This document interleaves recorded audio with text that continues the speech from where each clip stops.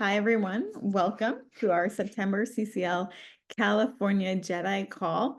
We're a small call right now, but hopefully some more will hop on soon. Just a reminder, JEDI, Justice, Equity, Diversity, and Inclusion. And tonight we're super excited to have Clementina Martinez-Masarweh. Did they say that right? Yes, Okay. To have her on the call. You were nicknamed the Sustainable Latina, and we'd love to hear more about that. So sure. I'll pass it over to you to introduce yourself and share. Yeah. And I apologize. Hope it's not so noisy.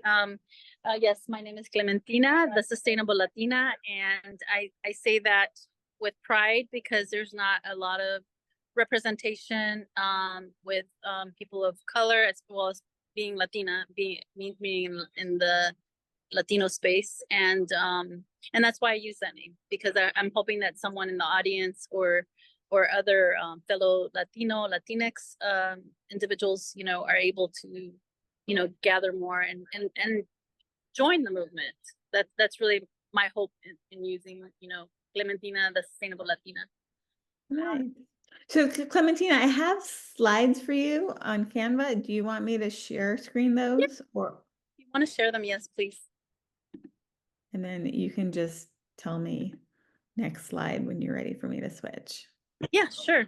I just went over the title of why I use Sustainable Latina, but I also wanted to talk about what I do in sustainable fashion.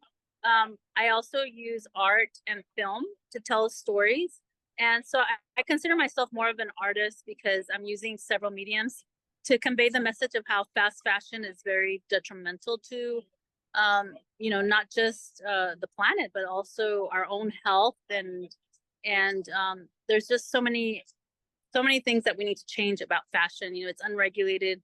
It definitely has not had any as far as guidelines or rules. I mean, it's kind of like the Wild West. Everything goes. You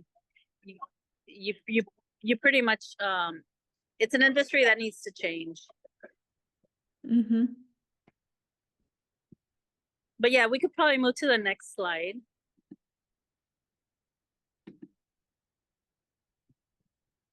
Yeah, so in these are some of the events that I've either participated in or hosted, and I'm trying to get myself more involved with the academia, the educational aspect, because I find that it's very empowering for students, especially if they're in college or high school, to learn more about what they can do with either a fashion degree, or even lately I've been working with colleges that I've asked to partner with, like the science department, with the health departments, because there's a lot of intersectionality with especially with the toxins and microplastics and chemicals that are in fashion.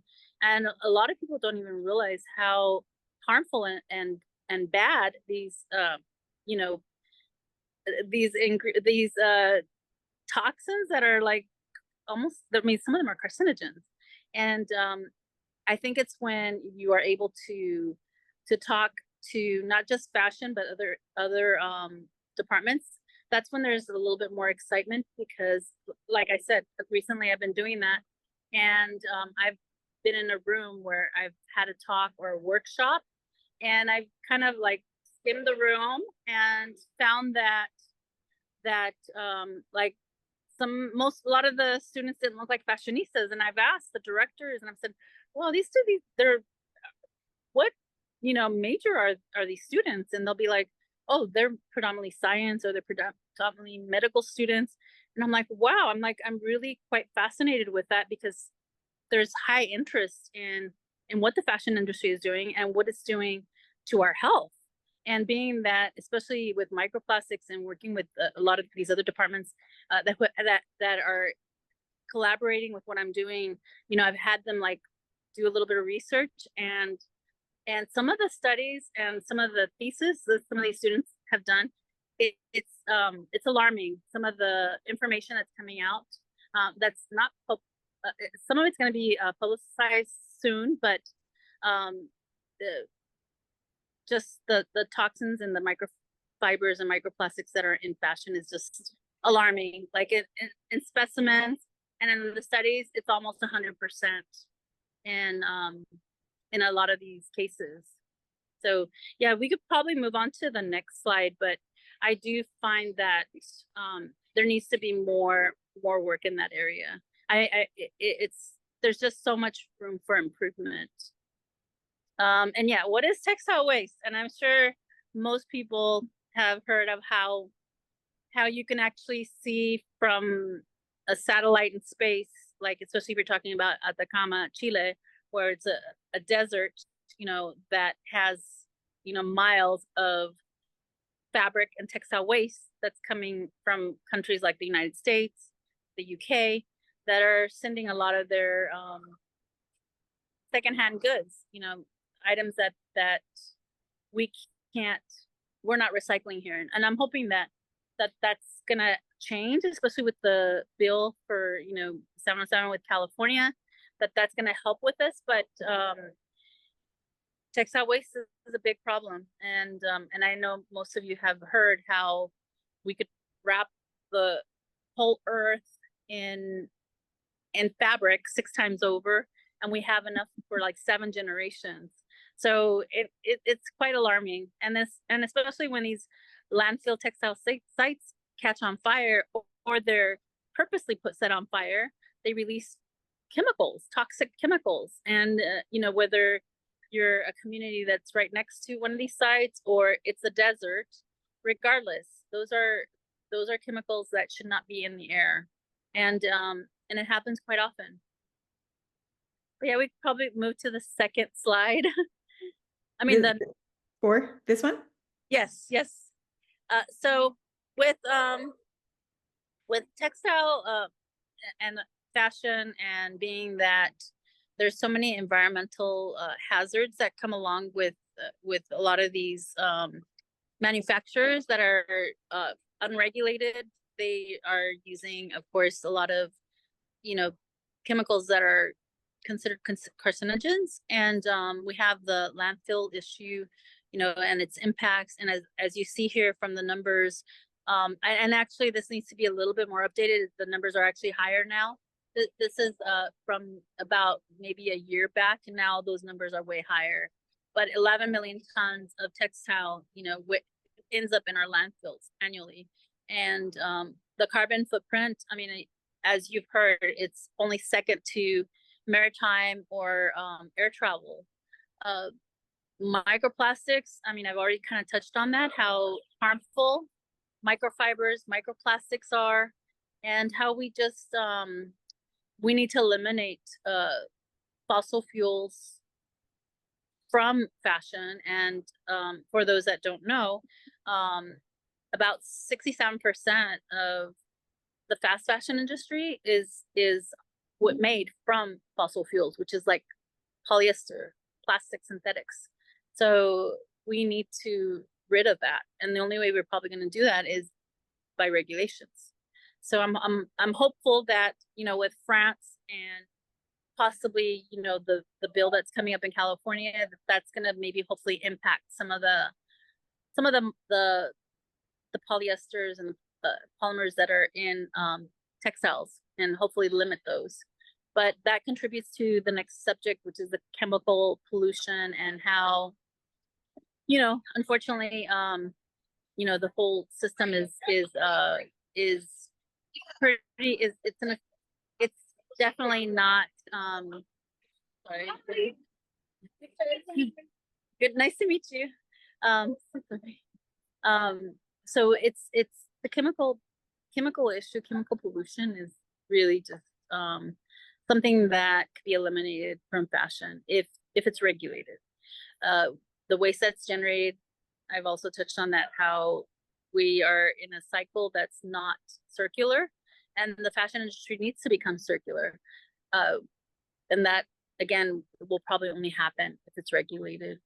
And with water consumption, I mean, we have more than that number that's there, which is 2,700, you know, liters of water that produce, you know, a cotton t-shirt. I mean, that's a ridiculous amounts of water.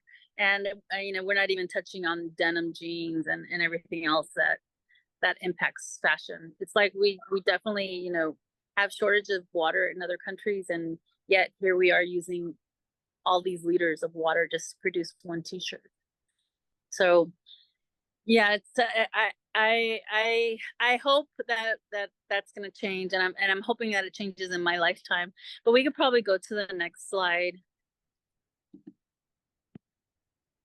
Yes, so my work does tackle textile waste and diversity and plastic pollution. Some of the work that I've been doing recently in the last maybe 2 years really has been focusing on plastic pollution with installation with Cyborg Baby, which I've done. I've had those items that are kind of like more like wearable art, trash and fashion, that has been in art galleries like in Pennsylvania. I've had some in Billings, Montana, several galleries in San Francisco, and it is to bring awareness to the fact that fashion contributes to so much plastic pollution, and the best way that I know how to do that is by showcasing it as art or in films and talking about it. And recently I have been working with film productions that have hired me to help them tell those stories and start implementing those stories in their main storyline, so that they could bring more awareness as well. But yeah, we could probably move to the and with diversity, of course, as you know, I'm a Latina, and I'm trying to amplify the voices of other people of color, and so I do that with bringing individuals in that might not normally be showcased or featured, or might be off you know, off of the radar of someone else, and try to amplify those voices, because I think the more diverse we can make the fashion industry, I think the more solutions, because everyone has different different sets of eyes and also different experiences to contribute to with you know, whether they're indigenous or they're Black or Asian, you know, Hispanic like myself. There's different perspectives that I think we could all appreciate and have more solutions brought to the table. I think it benefits everyone. The more diverse we can be, and that includes with the LGBTQ community as well. So I champion as much diversity as possible. But yeah, we could probably move to the next slide.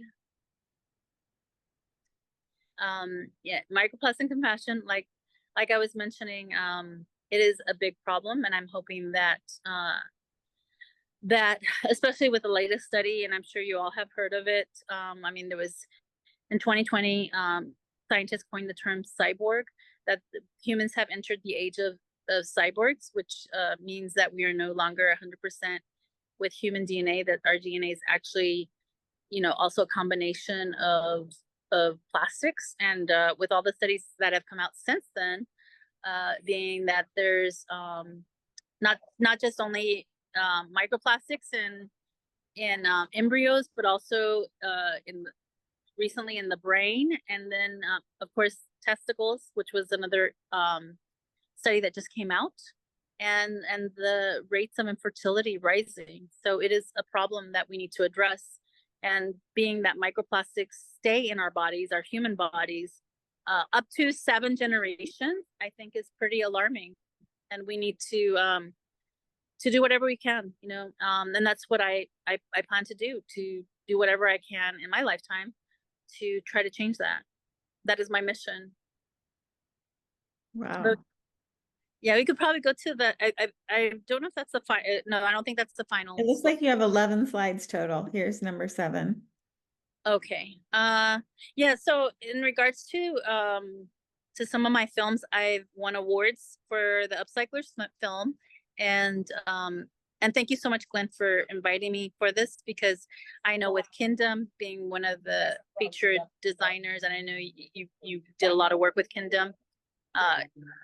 It features this film. Sorry, so noisy. I didn't.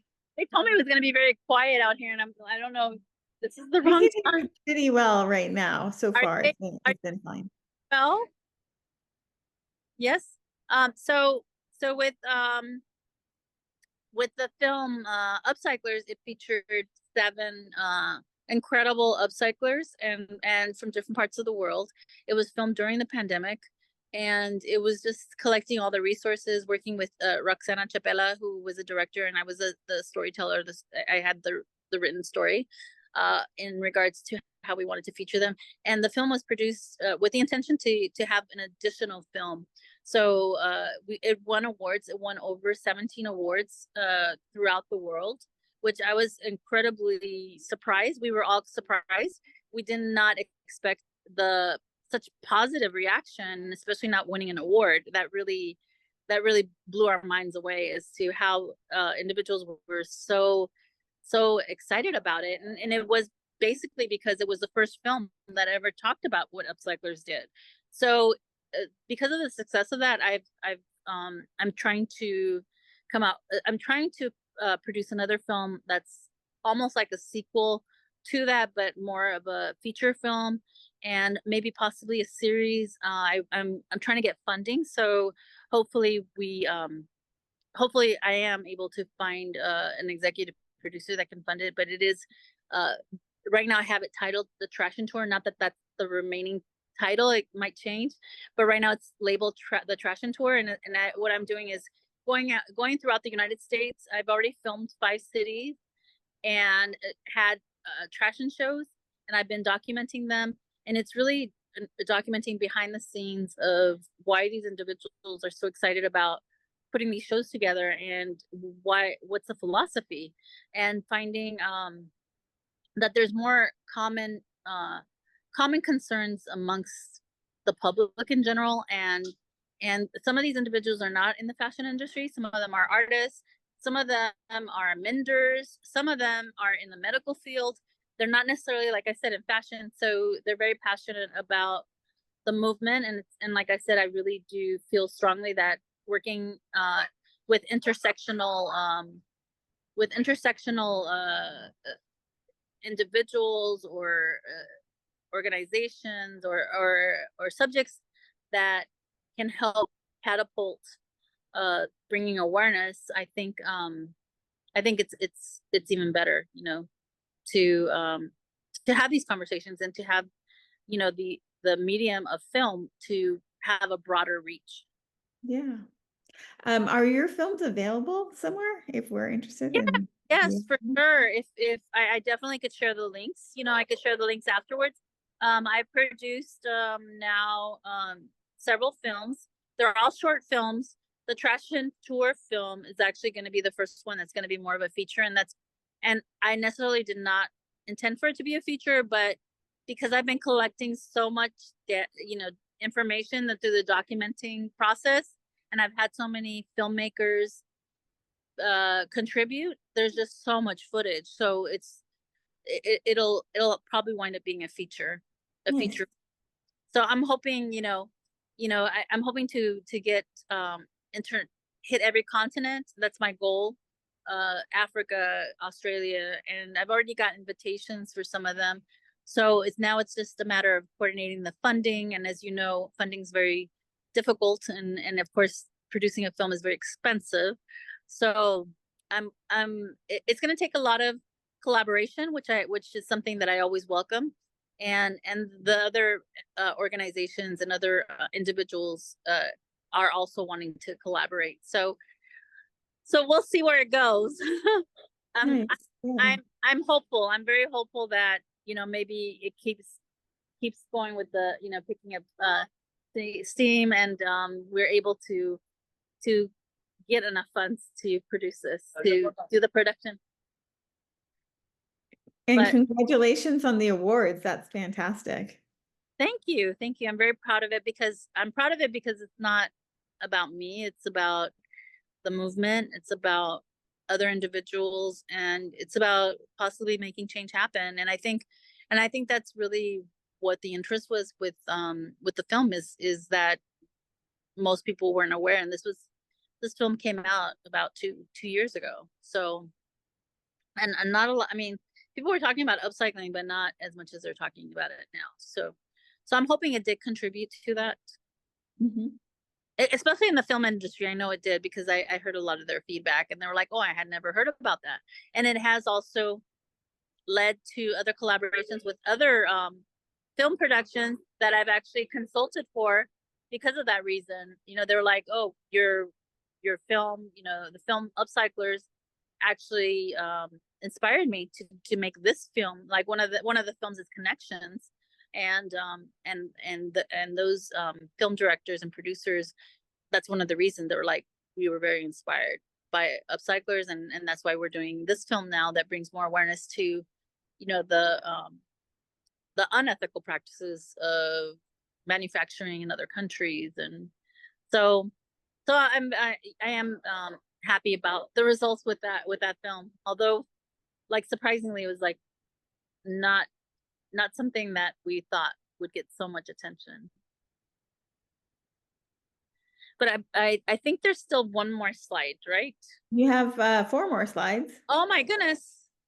I'm Oh, so those are the various partnerships. Well, the one on the left is DNA Sustainable Threads, which is I'm the founder of, and Be the Vert is more of a festival where I do film festival. I skipped last year, but I'm going to be producing hopefully early 2025, and that is bringing other filmmakers that are in the green space, that are from around the world, touching on all subjects, from indigenous wisdom to fossil fuel, you know, issues and topics that might not always be heard of, so or not seen. The films are not always available to other people. And the year before, I was surprised as to how many filmmakers actually contributed, and some of them were from National Geographic. Even Greenpeace contacted me, and oh, I'm sorry, I was about to lose you. The connection was kind of breaking up. We can hear you just fine so far. Yeah, we had a very good reaction to that as well. So I'm going to definitely continue that for 2025, and have other organizations, hopefully, if they're interested, collaborate as well. And with Eco Fashion Toys, which is the one on the right, I definitely excuse me, I definitely want to continue that partnership, because it's working with Dr. Jones, Karen Lowe Jones, who is a toxicologist out of the UK, who was able to change laws with food additives for children. And we're hoping that with our knowledge, combined knowledge, myself with fashion, textile waste, and being that my niche area, and her niche area being everything that's toxic, and bringing awareness to that and changing laws. So we're hoping that we can tackle the fashion industry, and especially with regards to the chemicals and the toxins, how they affect child development. Because that's the one thing that we find people are not as concerned about themselves, being exposed to these carcinogens. But when you do mention to them about their own children, how their own children are impacted by it, that's when they're like, oh, no. I could take something on myself that's harmful, but when you talk about my children, no, that's where I draw the line. So people at that point become very very bold about what the choices that they want to make, so that their children are not exposed to these harmful carcinogens or toxins that are in fashion. So I'm hopeful we're gonna keep pushing on that, and I will be revealing a partnership. I do have a partnership with an organization that is really excited about that, about making those changes. And hopefully we can collaborate with other especially with possible bills that are out, that maybe the Fashion Act, just to kind of amplify policy, and maybe help with our resources. So I'm very excited about that. But yeah, we'll move to the next slide. Mhm.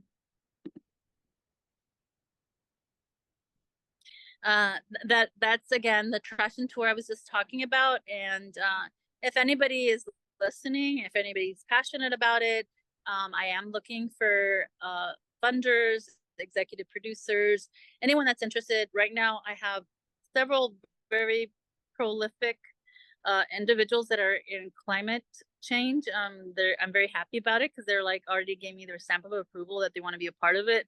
So it would definitely amplify an organization's, you know, voice impact. I think it's a great opportunity. It's a win-win for anyone that wants to get involved. So I'm hoping that once I get that started, like stay tuned. I'm going to be sharing information on that and how others who might want to be part of it, the fundraising, or even want to be an executive producer. I am open to all possibilities to get this film funded. Nice. Yeah. Let's get this call for that out there into the world, and hopefully something Yeah, good will come back. yeah. I truly believe in manifestation and you know, the universe aligning itself with the right people. So I'm hopeful. But yeah, we can move to the next slide.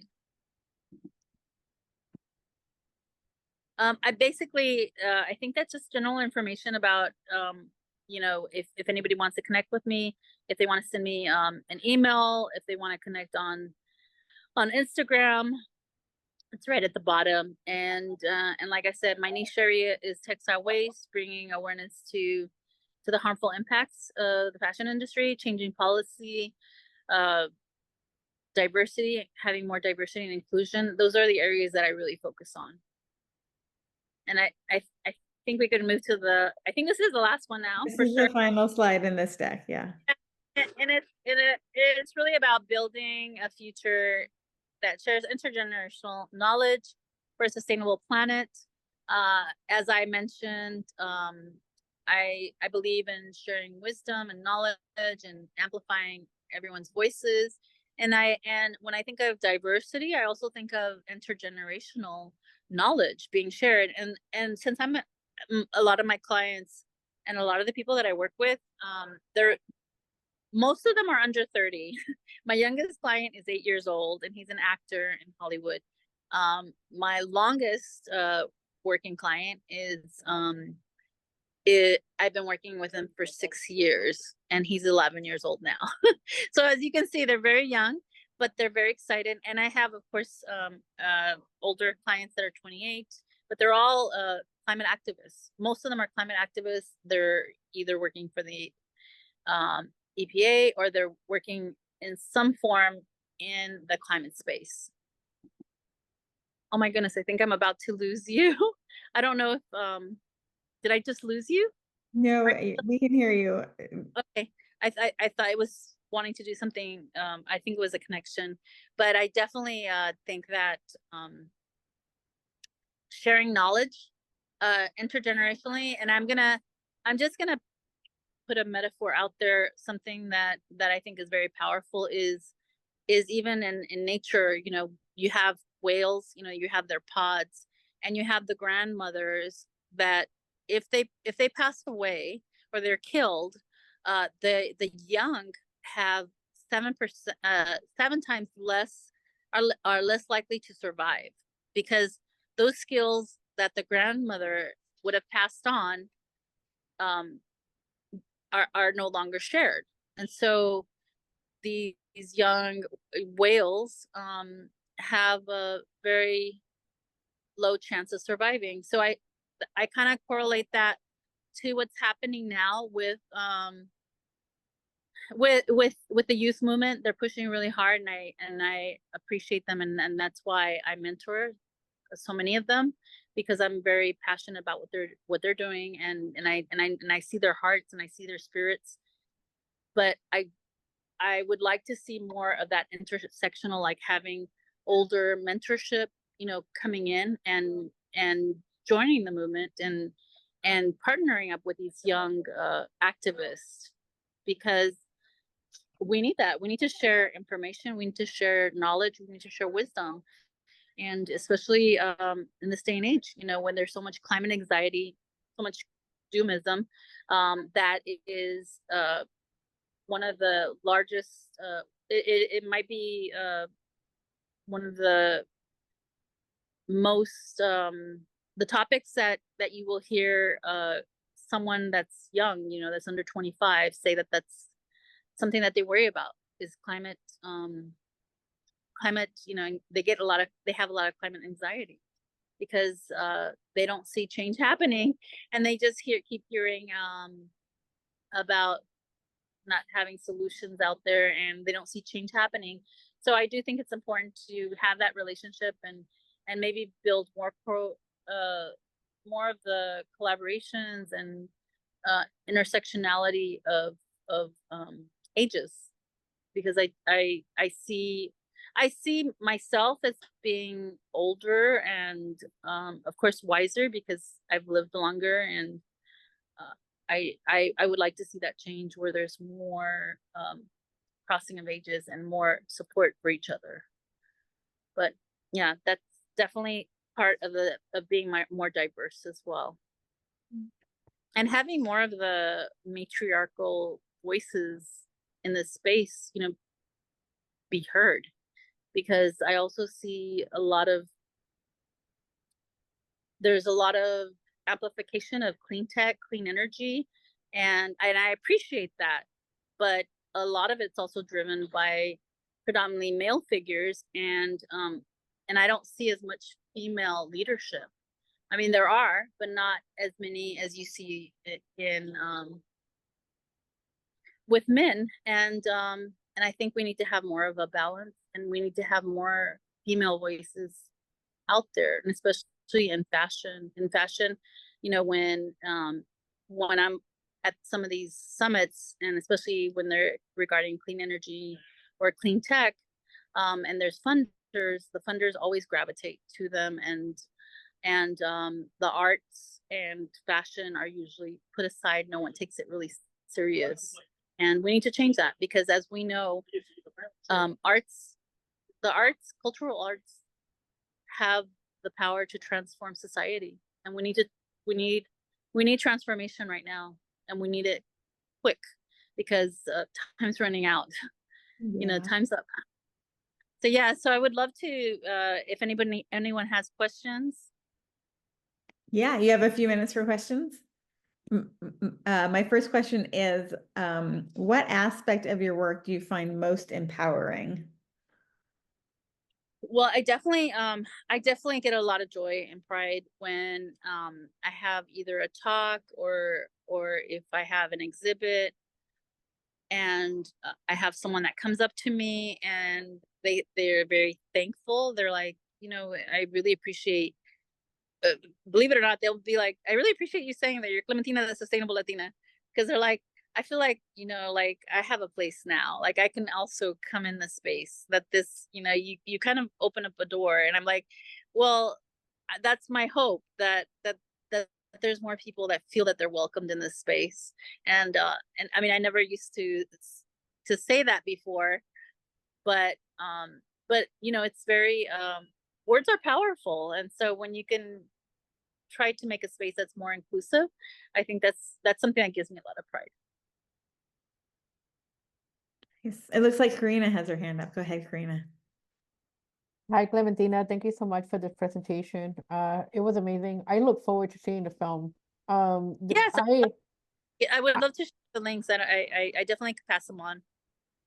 My question for you is, how much of this work are you considering, or are you doing in Spanish? I'm particularly thinking of the Latinos and the ones that just love clothing, and I'm sitting there like, we don't have enough conversation in our communities about this at all. I just realized, Clementina, do you know Karina? Or maybe no, Karina, but I would love to connect. Yes, for sure. I would love to connect. Yes, please send me an email. I hope you have my email, dnathreads@gmail.com. I think you all could share my information. I'm okay with it. So Karina's our amazing CCL D&I director. Oh, cool. Great to have her on the call. So sorry, I didn't mean to interrupt. Go ahead, answer the question. Well, so in Spanish, so I might be doing something in Mexico, where I'm trying to coordinate something. I definitely there's a lot of room for work in Mexico, and the individuals that I've been talking to, they're like, we need to make changes happen now. So the work that I've done so far, I mean, that's going into 2025, but the work that I've done so far is I've been able to work with a college in Guadalajara, and I was able to have some of my mentorship there with them in sustainability. It was with the fashion school. They weren't necessarily a sustainable fashion school, but they had a program that they wanted me to mentor, and then also work with the students to have a pasarela, which is like a runway, and I've been able to do that for the last 2 years. So I'm very proud of that. But I want to do more work. I was hoping, and I'm always surprised.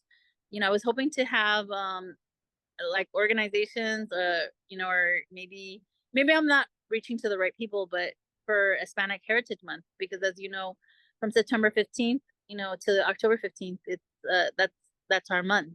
So I was hoping to work with more people. I did. So if anyone knows of anyone, please, I would love to. I mean, I pretty much am very flexible. I could travel anywhere, and I would love to amplify more Latino and Hispanic voices, especially in sustainability, because there's not a whole lot of us. And I do think that's an area that could use more representation, because definitely, Latinos, especially some of them, because of income, they are very much feel that they only can purchase fast fashion. And as we know, fast fashion is not the only option, especially if you're in a certain income bracket. I mean, you could basically have sustainable fashion for free, and that's with a lot of with swapping and thrifting, and there's so many ways of doing this, and I would love to go into another meeting in regards to this, because I love sharing those ideas, because there's so many solutions to it. It's not like when you have an electric car, most people are like, well, I can't afford an electric car. Okay, given the prices are still pretty high, yes, I agree, it's very hard. But when it comes to fashion, everyone can afford slow fashion. So I would love to get that more messaging out to my Latino community, because it's not that they don't want to, they just don't know that there's other options, and we need to spread the message.